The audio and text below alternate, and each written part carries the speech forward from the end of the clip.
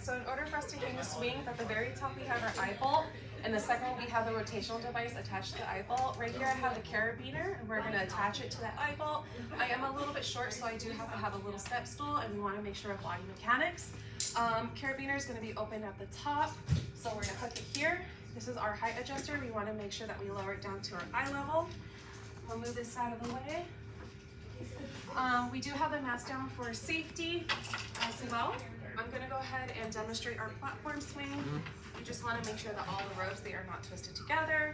I am actually going to lean this against my body, and I'm going to attach the carabiner here.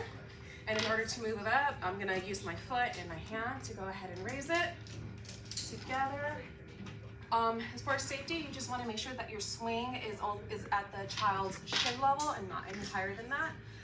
As far as safety precautions, like I said, you want to make sure the mat is on the floor. If the client has a seizure disorder and it is not controlled by medication and it is elicited by vestibular movement, that is a contraindication and you do not want them on there.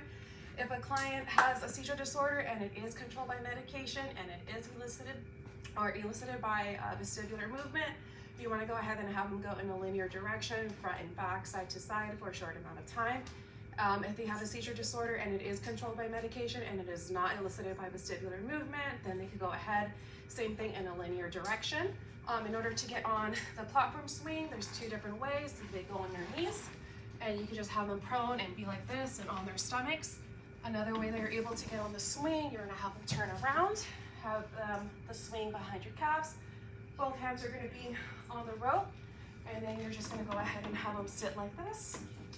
This swing is great for praxis, balance, control, pretty much anything on it. So in order for it to take this off, in order for me to take it down, I have the bottom of my foot supporting it. I'm gonna use the height adjuster. I'm gonna move it down towards me. Then from here, I'm gonna go ahead and remove it. Once you're done finished using the swing, you always wanna make sure that the swing is gonna be on the ground or remove it all the way, because we don't want a kiddo to be jumping on it and hurting themselves. And for the next swing, we do have the cuddle swing. The cuddle swing, it does provide that deep pressure, proprioceptive input, and vestibular as well. Same thing with the carabiner. You want to make sure that it is on top. We're going to hook it here. If the kiddo is light enough, then we're able to, we're going to have them open it and they're going to be able to step in. If not, then we're going to go ahead and move this up. Once again, the swing is going to be at their shin level. In order for me to open it up, or for them to get in, I'm going to go ahead and open it up for them. And I'm going to go ahead and have them put their little butt in here. And then they're just going to go, and then they're just going to go ahead and go in. And then in order for you to get out, they open it up and then they step on out. And the same thing, once they're done using it, we're gonna go ahead and lower it down to our eye level, and then we're gonna take the carabiner off, and then we're gonna go ahead and remove the swing. If we're unsure about the client's threshold, then we're gonna go ahead and start them very slowly, and then we wanna go ahead and monitor any symptoms that they're having, such as their breathing, pale skin, or sweating as well. We're gonna do our prone scooter board. In order for our kiddo to use this, we want to have 3 points of control. We're going to have one of our feet. It's going to be blocking the caster wheel. This is our deep pressure blanket for our kiddos. This is a relatively small one, but if you actually want a bigger one. So the weighted blankets is actually good for proprioceptive and deep pressure. For the weighted blankets, you actually want it no more than 20% of our kiddo's weight. And also you only want it for 20 minutes on and then 20 minutes off. The reason that is being, it's because of habituation. So we just want to make sure of that. If the kiddo wants more time, then we just tell them, we're take a little break, and then we tell them to go ahead and put it back on. You're actually able to buy some blankets at stores just to get a little bit more of that proprioceptive for your kiddo, just to calm their anxiety and any other stress that they're feeling as well.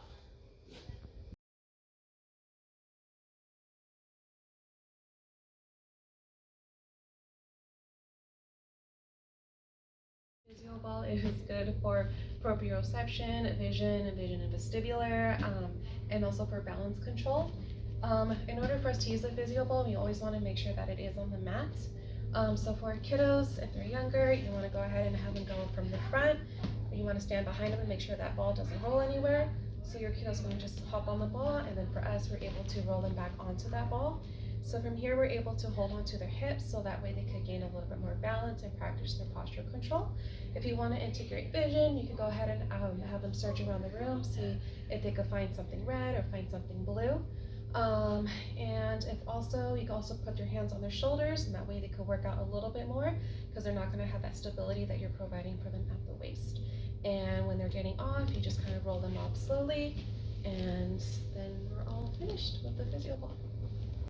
Hello, the following interventions are going to be for my case study, and I am case number 8 with Karen. So we have Karen here.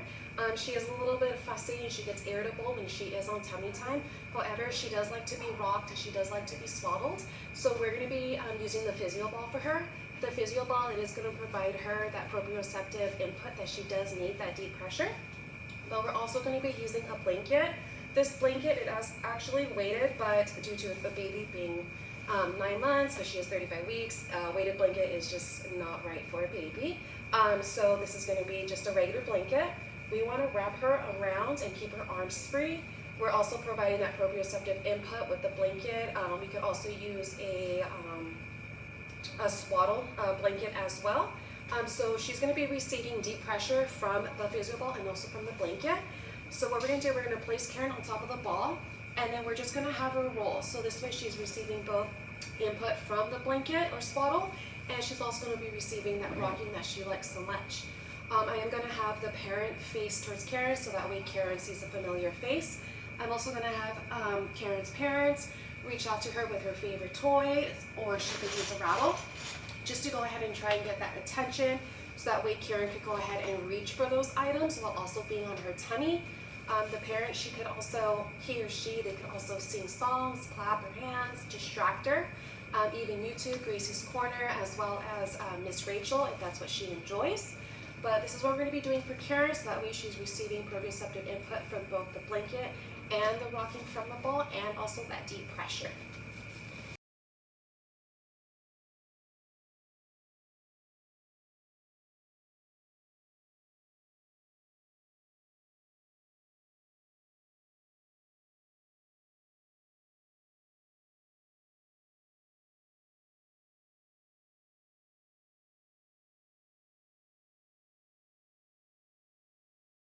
Hi, how are we doing? Hi, we're good. Good. So I have Karen here, and I know she's having a hard time being on her tummy because she's been a little fussy, correct? Yeah, that's correct. Okay. So I also know that she likes to be rocked and she does like to be swaddled. So in order to do tummy time, we're actually going to be using the physio ball. Oh, okay. When we put Karen on the physio ball, it's going to give her some deep pressure, which is what she's going to enjoy because she likes that. Yeah. What we also want to do, we also want to get a blanket because she does like to be swaddled. So we want to go ahead and wrap her in the blanket. Yeah. We want to go ahead and put the blanket underneath her arms because we do want her arms to be free, okay? Okay. Once again, it is giving her that tightness, that snugginess that she does like. Okay. So not only is she going to be snugged as a bug in a rug, we're also going to be using the physio ball, and we're going to be rocking her back and forth. That's what she enjoys. Nice. Okay. So very cautiously, we're going to go ahead and put Karen on here. We're going to roll her. Okay. And as we have Karen on here, I understand we have her favorite toys and her balls and her rattles. Okay. So what we're going to be doing, we're going to be calling her for attention. Say, Karen, here's your favorite toy. Look, Karen, that's your favorite toy. We go ahead and clap our hands to get her attention. Okay. Reach for the Have toy, her Karen. reach. Yeah, Yes. good job. Look, it's your favorite rattle. You can also sing to her as well, like Twinkle, Twinkle, Little Star. Yeah, okay. Twinkle, twinkle, little star, how I wonder what you are. Up above the world so high, like a diamond in the sky. Twinkle, twinkle, little stars, how I wonder what you are. Yay! So anything to get her attention. Yeah. I know some people will use like YouTube for like Gracie's Corner and Miss Rachel. So anything to get that attention. Yeah. But she did a great job, so we want to keep that. It is going to help her with tummy time. She's feeling that deep pressure from the ball. Yeah. She's walking, but also from her blanket. She's very calm. Perfect. Okay, we'll be using like a little swaddle, so that way she can also feel that proprioceptive input from the blanket. But we do want to keep her arms open because we're going to be using her arms to engage her in some activity. So I am going to have her parent facing Karen. The parent, it is a fairly familiar face for Karen. And we are going to be rocking the board. As the parent is facing Karen, I am gonna offer her favorite toys, stuffed animals, or even her rattles. And we're also gonna be singing songs to her just so that way she could keep engaged without realizing that she is gonna be on her tummy, but she's gonna be feeling that rocking and that swaddling. If the toys don't work or her rattle, we could always sing her favorite song, whether that be Twinkle Twinkle Little Stars, Wheels on the Bus, or even if she's also interested with Gracie's Corner and Miss Rachel. The parent could also use that, but she is going to be receiving proprioceptive input from the blanket, also from the wedge, using her back and neck extensors for postural balance, and as well the rocking motion from our platforms.